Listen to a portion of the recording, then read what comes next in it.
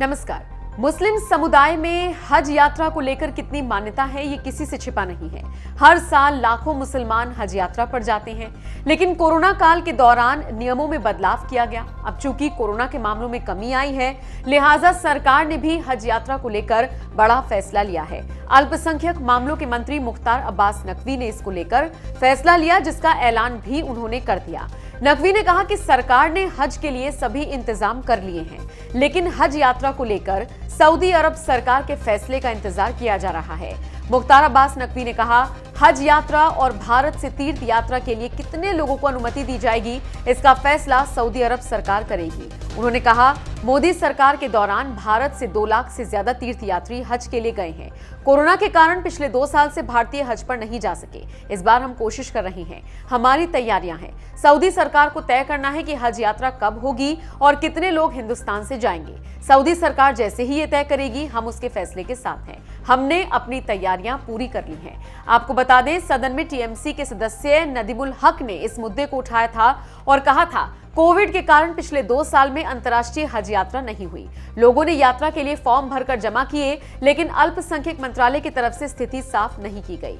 TMC सदस्य का जवाब देते हुए मुख्तार अब्बास नकवी ने सरकार के प्रयासों पर प्रकाश डाला और कहा कि सरकार अपनी तरफ से पूरी कोशिश कर रही है, लेकिन इस पर आखिरी फैसला सऊदी सरकार का ही होगा। सुनिए सदन में दोनों नेताओं के बीच क्या कुछ बातचीत हुई। बहुत बहुत शुक्रिया सर। पिछले 2 साल से कोविड की वजह से हज यात्रा नहीं हो पाई है।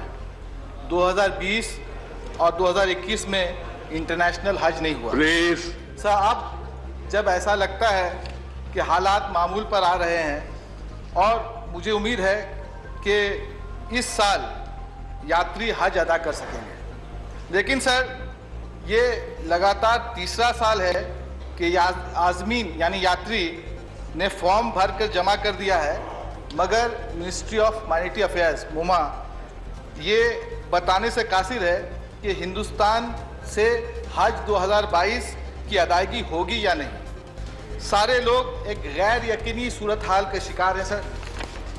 पिछली हज कमेटी के मियाद के खात्मे के बाद नई कमेटी की तश्कील नहीं की गई थी, लेकिन सिर्फ और सिर्फ सुप्रीम कोर्ट की हिदायत के बाद 1 अप्रैल सर गैजेट ऑफ इंडिया, इसमें 1 अप्रैल फूल्स डे को सर ये आपका डिमांड क्या है? हाँ सर, मैं बता रहा हूँ कि नई कमेटी का गठन हुआ सर। इश्यू के साथ मैं बता रहा हूँ मैं बता रहा हूँ सर। कमेटी में 11 मेंबरों को नॉमिनेट किया गया।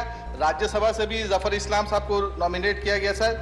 इस कमेटी में कुछ खामियां रह गई हैं, जहां 4 ज्वाइंट सेक्रेटरी हैं सर, उनको वोट नहीं पावर है वोट देने का।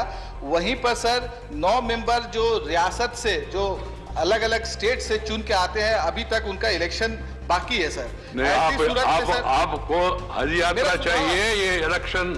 मेरा सुझाव सर है, मेरा सुझाव है सर। मंत्री सर, मेरा सुझाव सुन लिए सर। आप अभी तक बाकी विषय बात किया, अभी कह रहे सुझाव सुनिए। मैं सुझाव ही बैकग्राउंड दिया सर, मेरा सुझाव सुन लिए। मंत्री रेस्पॉन्ड कर रहे थे, टाइम होगा। जैसा कि ऑनरेबल मेंबर ने कहा कि पैंडेमिक पीरियड में पिछले 2 वर्षों से हज यात्रा नहीं हुई। हज यात्रा हुई है, लेकिन जो इंटरनेशनल हज यात्री जाते हैं वो नहीं गए। इस बार हम कोशिश कर रहे हैं, हमारी तरफ से तैयारियां, लेकिन हज यात्रा हिंदुस्तान में नहीं बल्कि सऊदी अरब में होनी है। और सऊदी अरब सरकार को तय करना है कि हज यात्रा कब होगी, कितने लोग हिंदुस्तान से जाएंगे। इसी समय नरेंद्र मोदी जी के सरकार के समय रिकॉर्ड 2 लाख से ज़्यादा हज यात्री हिंदुस्तान से हज यात्रा करने गए हैं। इसलिए पैंडेमिक पीरियड की वजह से है, जो सऊदी अरब सरकार तय करेगी हम उसके साथ आए हैं, लेकिन हमने तैयारी पूरी कर ली। नदीमुल हक जी ने बाकी विषय उठाया, बाद में उनको बुला के बात करिए, विषय के बारे में बात करिए। बहरहाल सरकार जिस तरह से इस दिशा में काम कर रही है, उसको लेकर आप क्या राय रखते हैं, कमेंट करके अपनी राय हमें जरूर दें।